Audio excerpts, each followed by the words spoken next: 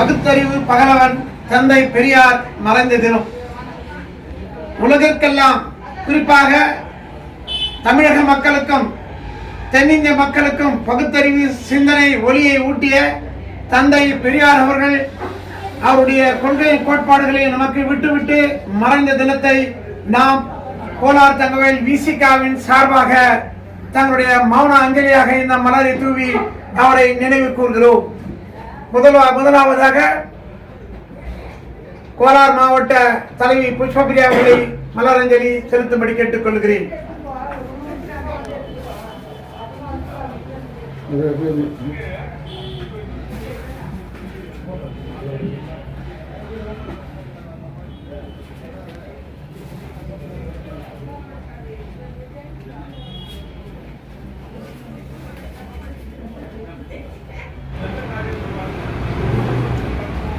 ஆயிரத்தி 1879 ஆண்டு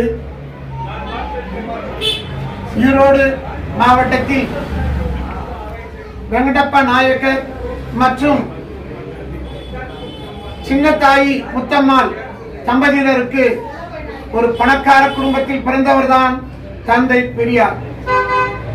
தந்தை பெரியார் அவர்கள் ஈகை குணமும் சமத்துவ சமுதாய எண்ணமும் இதயத்தில் வலுவாக பெற்றவர். சுதந்திர இந்தியாவில் 1922, 23, 24, 25 4 ஆண்டு காலம் காங்கிரஸ் மெட்ராஸ் பிராவின்ஸுடைய தலைவராக இருந்தார். அவர் காங்கிரஸ் தலைவராக இருக்கின்ற பொழுது அண்ணல் அம்பேத்கர், அண்ணல் காந்தி அவர்களை முழு மனதுடன் ஏற்றுக்கொண்டு அவர் மது ஒழிப்பை கொள்கையாக பிரகடனப்படுத்த பொழுது தனக்கு சொந்தமான 700 தென்னை மரங்களை வெட்டி வீழ்த்தியவர் தந்தை பெரியார். தீவிர காங்கிரஸ்காரராக இருந்தவர். காங்கிரஸ் கட்சியில் பிராமணர்களுக்கு மட்டுமே முக்கியத்துவம், பிற்படுத்தப்பட்டவர்கள் தாழ்த்தப்பட்டவர்களுக்கு முக்கியத்துவம் தரவில்லை என்பதற்காக 4 ஆண்டு காலம் போராடி கடைசியாக 1925 காங்கிரஸை விட்டு வெளியேறி பகுத்தறிவு சிந்தனை உள்ள சுயமரியாதை இயக்கத்தை 1925 ஆரம்பித்தார். 1925 ஆண்டு என்பது இந்தியாவில் மிகவும் முக்கியமான ஆண்டாக கூட நாம் நினைவு கூறுவோம். ஏனென்று சொன்னால் கான்பூரிலே சிபிஐ ஆரம்பிக்கப்பட்டது. மயிலாப்பூரை சேர்ந்த இந்த சிங்காரவேல செட்டியார் அவர்கள் சிபிஐ கம்யூனிஸ்ட் கட்சியை கான்பூரிலே ஆரம்பித்தார். அதே காலகட்டத்தில் 1925 ஹெக்டே அவர்கள் RSS ஆரம்பித்தார் நாக்பூரிலே. ஆகவே 1925 புரட்சி சிந்தனை கொண்ட சுயமரியாதை இயக்கமும் மார்க்சிய சிந்தனை கொண்ட கம்யூனிஸ்ட் இயக்கமும் சனாதன கொள்கை கொண்ட RSS இயக்கமும் ஆரம்பித்த நாளாகும். 1925 இருந்து தான் மறுக்கின்ற வரையில் 94 ஆண்டு காலம் வாழ்ந்த தந்தை பெரியார் அவர்கள் காங்கிரஸை விட்டு வெளியே வந்து ஜஸ்டிஸ் பார்ட்டியிலே சேர்ந்தார். அதன் பிறகு திராவிட கழகத்தை ஆரம்பித்தார். திராவிட கழகத்துடைய முக்கிய குறிக்கோள் சனாதன தர்மத்தை எதிர்த்து சமத்துவ சமுதாயம், சாதிய ஏற்றத்தாழ்வு கூடாது, ஆண்கள் பெண்கள் என்ற பிரிவினை கூடாது, அனைவரும் ஒற்றுமையுடன் இருக்க வேண்டும் என்பதே அவருடைய கொள்கையாகும். பணக்கார குடும்பத்தில் பிறந்த தந்தை பெரியார் ஏழை மக்களுக்காக போராடினார். உயர் ஜாதி இந்துக்களில் குடும்பத்தில் பிறந்த தந்தை பெரியார் அவர்கள் பிற்படுத்தப்பட்டவர்கள் தலித் மக்களுக்காக போராடினார் காலம் முழுதும். அதே போல ஆணாக இருந்த தந்தை பெரியார் பெண்களுடைய விடுதலைக்காகவும் பெண்களுக்கு சொத்து வேண்டும் என்பதற்காகவும் பெண் கல்விக்காகவும் போராடினார். 1929 அவர் தந்தை பெரியார் அவர்கள் ஒரு தீர்மானத்தை நிறைவேற்றினார். பெண்களுக்கு கல்வியும் பெண்களுக்கு சொத்துரிமை வேண்டும் என்று 1929 தந்தை பெரியார் அவர்கள் கேட்டார்கள். அதை புரட்சியாளர் அண்ணல் அம்பேத்கர் அவர்கள் 1951 பாராளுமன்றத்திலே அதை ஒரு தீர்மானமாக கொண்டு வந்தார்கள். ஆனால் தவிர்க்க முடியாத காரணத்தினால் RSS நாமினியாகிய டாக்டர் ராஜேந்திர பிரசாத் கொடுத்த தொந்தரவினால் அந்த தீர்மானம் தோல்வியானது. அதை தொடர்ந்து தந்தை அண்ணல் அம்பேத்கர் அவர்கள் காங்கிரஸ் அதாவது பாராளுமன்றத்தில் இருந்து வெளியேறினார். பாராளுமன்றத்தில் சட்ட அமைச்சராக இருந்த அண்ணல் அம்பேத்கர் அவர்கள் வெளியே வந்த பொழுது பத்திரிகையாளர்கள் எல்லாம் அவர்களை ஓடோடி சென்று, ஐயா, நீங்கள் இருக்கின்ற பொழுது பெண்களுக்கு சொத்துரிமையும் பெண் கல்வியும் கிடைக்கவில்லை என்று சொன்னால் நீங்கள் பதவியை ராஜினாமா செய்துவிட்டு வந்த பிறகு யார் செய்வார்கள் என்று சொன்னார்கள். அப்பொழுது அண்ணல் அம்பேத்கர் அவர்கள் சொன்னார், அதற்கான சட்ட வடிவத்தை நான் ஏற்படுத்தியிருக்கிறேன். எனக்கு பிறகு நிச்சயமாக இந்தியாவில் யாராவது ஒருவர் வந்து பெண்களுக்கு சொத்துரிமையும் பெண் கல்வியையும் அவர் ஈடுபட்டார் என்று சொன்னார். 1921 தந்தை பெரியார் தீர்மானம் போட்டார். 1951 அண்ணல் அம்பேத்கர் அவர்கள் பாராளுமன்றத்திலே ஒரு தீர்மானத்தை கொண்டு வந்தார். அதை 1989-91 முத்தமிழ் அறிஞர் கலைஞர் அவர்கள் தமிழ்நாட்டிலே அதை சட்ட வடிவமாக்கினார். அதன் பிறகு 2015 தான் 2005 அதன் பிறகு 2015 தான் அகில இந்திய அளவில் பெண்களுக்கு சொத்துரிமை வழங்கப்பட்டது. தந்தை பெரியார் அவர்கள் 3 முறை புரட்சியாளர் அண்ணல் அம்பேத்கர் அவர்களை சந்தித்திருக்கிறார்கள்.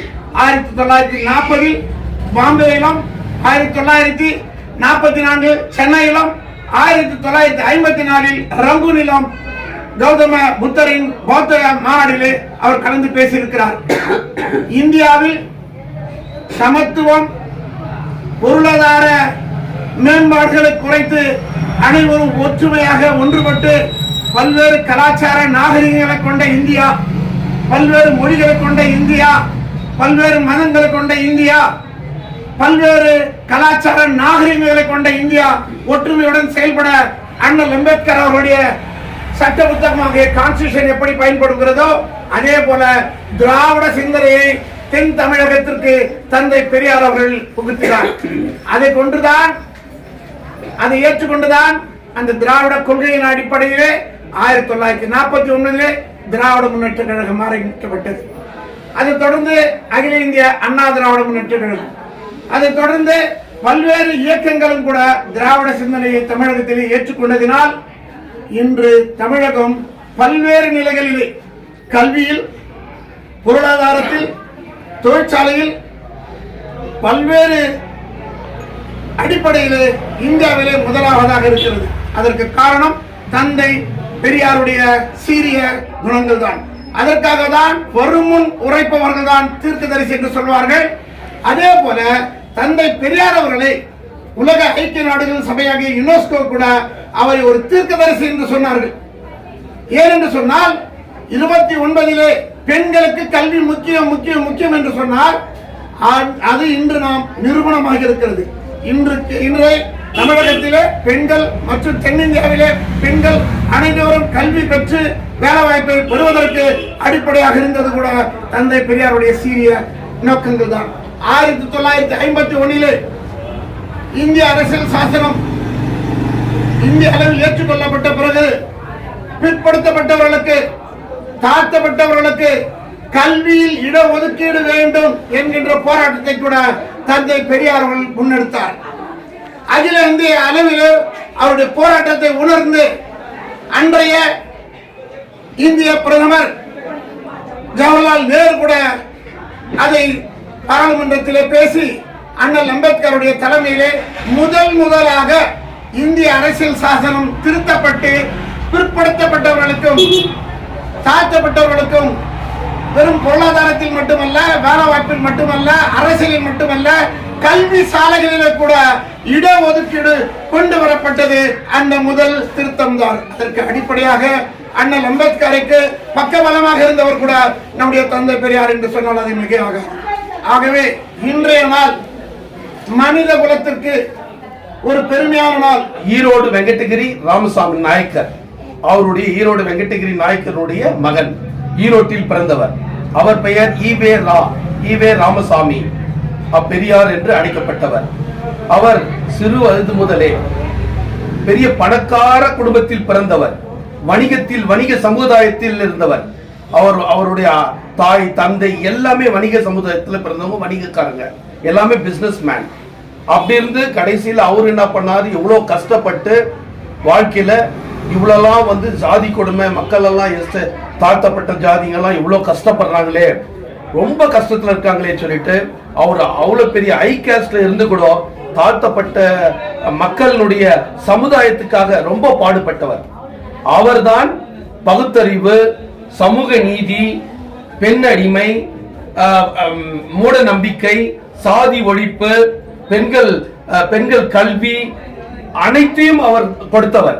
தந்தை பெரியார் அவர்கள் முன்னின்று பகுத்தறிவு, லாஸ்ட் சுயமரியாதை இயக்கத்தோடு எல்லாரும் சமநிலைமைக்கு வரணும். இதுல வந்து ஹை காஸ்ட் யாரும் லோ காஸ்ட் யாருமே கிடையாது. அப்படியாப்பட்ட ஒரு குடும்பத்திலிருந்து வந்து அவங்க அப்பா எவ்வளவு தடுத்தாங்க. வேண்டாம் ராமசாமி, இதெல்லாம் செய்ய வேண்டாம், எதுக்கு, நம்ம குடும்பம் இருக்குது, நீ முதல்ல கடையை பாரு, கடையை பார்த்துட்டு இம்ப்ரூவ்மெண்ட் பண்ணு போ, இதனால நம்மளுக்கு என்ன பயன் அப்படின்னு கேட்டாரு. இல்ல நைனா, இவ்வளவு கஷ்டப்பட்டுக்கிறாங்க குடும்பத்துல, தாழ்த்தப்பட்ட மக்கள் எவ்வளவு கஷ்டப்படுறாங்கன்னு எனக்கு தெரியும். எப்பதான் இந்த தமிழ்நாட்டுக்கு விடிவு காலம் வரும், எப்பதான் இந்த தமிழ்நாடு இம்ப்ரூவ்மெண்ட் ஆயிட்டு இந்த பசங்க எல்லாம் உயர்ந்து வர்றாங்க அப்படின்னு சொல்லிட்டு பாடுபட்டவர். கடவுள் இல்லை இல்லை இல்லைன்னு சொல்லிட்டு சொன்னவர். அப்படியெல்லாம் இருந்து தாழ்த்தப்பட்ட மக்களுக்காக ரொம்ப கல்வி அறிவு நல்ல இம்ப்ரூவ்மெண்ட் ஆகணும்னு செய்தவர். ஃபார் த எக்ஸாம்பிள் நான் ஒண்ணு சொல்றேங்க. என்னுடைய ஊர் சதுப்பேரி, வேலூர். நான் பிறந்தது ஒரு கிராமம். அந்த கிராமத்துல உயர் ஜாதி, தாழ்த்தப்பட்ட ஜாதின்னு இருப்பாங்க. நானு நேரடியா பார்த்துதான் சொல்றேன். சிறு வயதுல இருந்து கஷ்டப்பட்டது நான் உங்ககிட்ட சொல்றேங்க. சிறு வயதுல இருந்து கஷ்டப்பட்டேன். நம்ம தாழ்த்தப்பட்ட ஜாதி போகும்போதோ இடுப்புல வந்து துண்டை கட்டிட்டு, காலில் செருப்பு கையில தூக்கிட்டு, இவ்வளவுலாம் கஷ்டப்பட்டு நாங்க போயிட்டு ஊர் உள்ள போக முடியாது. அந்த இடத்துல நிலம் வந்து பார்த்தா நம்ம நிலத்துக்கு மேல அவன் நிலம் இருக்கும். இப்படியெல்லாம் இருந்து கடைசியில கொஞ்சம் கொஞ்சமா பெரியார், அம்பேத்கர், பெரியாருடைய கொள்கை வந்து, பெரியாருடைய ஈர்ப்பு இருந்து எல்லாமே ஒரு சமநிலைக்கு வரணும் அப்படின்ட்டு அவர் மூலியமா தான் இந்த ஜாதி ஒழிப்பெல்லாம் போனது. அதே நேரத்துல நான் இன்ஜினியரிங் படிக்கும் போது கூட மற்ற ஜாதியெல்லாம் கூட இருந்தாங்க. அதையும் வந்து மாறி எல்லாம் ஒற்றுமையா இருக்கணும், சமத்துவமா இருக்கணும் அப்படின்றது யாரால வந்தது? எல்லாம் பெரியாருடைய வந்தது. நான் எதுக்காக பெரியாருடைய சிலையை பண்றேன்னா, இன்னைக்கு வந்து அவர் எனக்கு தெய்வம். எதுக்காக சொல்றேன்னா, 1948 12/3/1948 1948ல எங்க அப்பா அம்மாவுக்கு தலைமை தாங்கி சீர்திருத்த முறைப்படி கல்யாணம் செய்தவர் தந்தை பெரியார். இன்னைக்கும் ப்ரூஃப் வேணும்னா என்கிட்ட அந்த கல்யாண நோட்டீஸ் இருக்குது, 77 இயர்ஸ் நோட்டீஸ். அந்த ஒரு இதுக்காகத்தான் தந்தை பெரியார், தந்தை வைக்கம் வீர தன்மான தந்தை ஈவே ராமசாமி அவர்கள் தலைமையின் கீழ் சீர்திருத்த முறைப்படி திருமணம் நடைபெறும். அவ்வளமே கோரும் அன்பர்கள் மு. கருணாநிதி, சி.என். அண்ணாதுரை, என்.வி. நடராஜன், நெடுஞ்செழியன், மணியம்மை இவங்க தலைமையில வேலூர் சதுப்பேரியில அந்த ஊர்ல வந்து கல்யாணம் பண்ணது. இந்த கட்சியின் சார்பா, விடுதலை சிறுத்தைகள் கட்சியின் சார்பா எங்க president Pushpa Priya madam, taluk president Jayaraj sir and Suresh, vice president Suresh sir, நான் குணசீலன் வைஸ் பிரசிடென்ட் எல்லாம் சேர்ந்து பெரிಯಾருக்கு ಮರ್ಯಾದೆ ಸಲ್ಲಿಸಿ ನಂದಿ ಕೂರಿக்கிறேன். ಇವತ್ತು ನಾವು ದುಃಖದ ದಿನವನ್ನು ಆಚರಿಸ್ತಾ ಇದ್ದೀವಿ. ಇ.ವಿ. ರಾಮಸ್ವಾಮಿ ಎಂಬ ಪೆರಿಯಾರ್ ತಂದೆಯ ಅವರು ನಮ್ಮ ದಿಂದ ಬಿಟ್ಟು ಹೋಗಿರೋ ದಿನ ಅಂತ. ಇವತ್ತು ಅವರ ಆತ್ಮ ಬೇಕಾದ್ರೆ ದೂರ ಹೋಗಿರ್ಬೋದು, ಆದ್ರೆ ನಮ್ಮ ಹತ್ರ ಬಿಟ್ಟು ಹೋಗಿರುವ ರೂಲ್ಸ್ ಅಂಡ್ ರೆಗ್ಯುಲೇಷನ್ಸ್ ಹೆಣ್ಣು ಮಕ್ಳಿಗಾಗಿ ಹೋರಾಡಿರೋರು ಅವರು. ಅದರಿಂದ ನಾವು ಈ ದಿನ ನಾನು ನಿಂತ್ಕೊಂಡು ಮಾತಾಡ್ತಾ ಇದ್ದೀನಿ ಅಂದ್ರೆ ಅದಕ್ಕೆ ಕಾರಣ ಮುಖ್ಯವಾದವರು ಇವರೇ, ಪೆರಿಯಾರ್ ಮತ್ತು ಡಾಕ್ಟರ್ ಅಂಬೇಡ್ಕರ್ ಅವರು. 1973ರಲ್ಲಿ ಅವರು ನಮ್ಮನ್ನ ಬಿಟ್ಟು ಅವರ ಆತ್ಮ ದೂರವಾಗಿದೆ. ಆದ್ರೂ is the father of Dravidian ಅಂತ ನಾವು ಕರಿತೀವಿ. ಸೊ ಈ ದಿನವನ್ನು ಎಲ್ಲರೂ, ದ್ರಾವಿಡಿಯನ್ಸು ಜಾತಿ ಮತ ಭೇದ ಯಾವುದು ಇಲ್ಲ, ಎಲ್ಲರೂ ಈ ದಿನವನ್ನು ಅವರಿಗೆ ಮಾಲೆ ಅರ್ಪಣೆ ಮಾಡಿ ನಾವು ಮರ್ಯಾದೆ ಸಲ್ಲಿಸಬೇಕಂತ ನಮ್ಮ ವಿಸಿಕೆ ಪಕ್ಷದಿಂದ ನಾವೊಂದು ಬೇಡಿಕೆನ ಹೇಳ್ತಾ ಇದ್ದೀವಿ. ವಿಸಿಕೆ ವಿಡುದಲೆ ಚಿರತೆಗಳ ಕಚ್ಚಿ ಬಿಡುಗಡೆಯ ಚಿರತೆಯ ಪಕ್ಷದಿಂದ ನಾವು ಈ ಮರಣ ಹೊಂದಿರುವ ದಿನ ಅಯ್ಯ ನಮ್ಮ ಪೆರಿಯಾರ್ ಅವರು ಯಾವುದೋ ಹೆಣ್ಣು ಮಕ್ಕಳಿಗಾಗಿ ಓಡಿದ್ದಾರೆ, ಆದರೆ ಈ ದಿನವನ್ನು ಎಲ್ಲರೂ ಆಚರಿಸಬೇಕು. ತಮಿಳುನಾಡು, ಆಂಧ್ರ, ಕರ್ನಾಟಕ ಇಡೀ ದೇಶವನ್ನೇ ಆಚರಿಸ್ತಾ ಇದೆ ಅಂದ್ರೆ ಅವರು ತಂದಿರುವ ರೂಲ್ಸ್ ಅಂಡ್ ರೆಗ್ಯುಲೇಷನ್ಸೇ ಕಾರಣವಾಗಿದೆ. ಮತ್ತೆ ಈ ಬಿಡುಗಡೆಯ ಚಿಟ್ಟೆಯ ಪಕ್ಷದಿಂದ ಕೋಲಾರ ಜಿಲ್ಲೆ ಆಮೇಲೆ KGF ನಲ್ಲಿ ಇರುವ ನಮ್ಮ ಲೀಡರ್ಸ್ ಎಲ್ಲ ಈ ದಿನವನ್ನು ಆಚರಿಸ್ತಾ ಇದ್ದೀವಿ. ಮಾಲಾರ್ಪಣೆ ಮಾಡಿ ಈ ದುಃಖದ ದಿನವನ್ನು ಆಚರಿಸ್ಕೊಂಡು ನಾವು ಜೈ ಭೀಮ್ ಹೇಳ್ಕೊಂಡು ಮುಗಿಸ್ತಾ ಇದೀವಿ. ನಮಸ್ತೆ. ಜೈ ಭೀಮ್. ಜೈ